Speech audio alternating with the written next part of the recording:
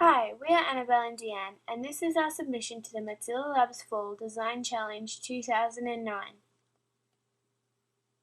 Browsing history. How can we make sense of this rich source of data, and how do we best present this data to the user?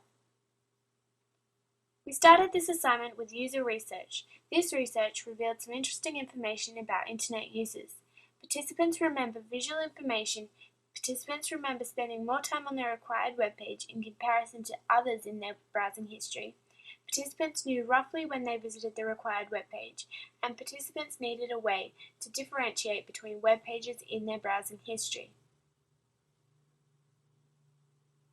This is the page that we developed to address these findings.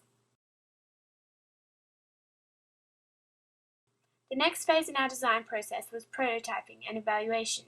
6 participants took part in paper prototyping evaluations.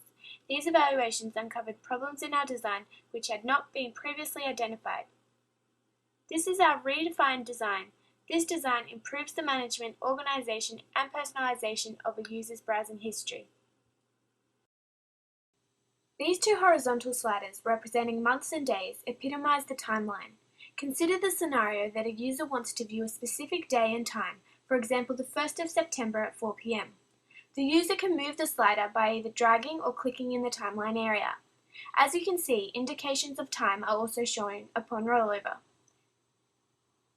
This is the keyword live search. Consider the scenario that a user remembers a keyword about a web page, for example interaction design. Only the thumbnails associated with this keyword will be shown. This is the thumbnail resize tool. This feature changes the width and height of the thumbnails. This tool is helpful to the user to quickly sift through large amounts of thumbnails, or if they want a more detailed view of the thumbnails. This area contains your browsing history. This area has a click and drag interaction capability. As a user moves the window, the hour slider also moves accordingly and vice versa. This option provides a simple way for users to browse their history without moving their eye gaze away from the thumbnails.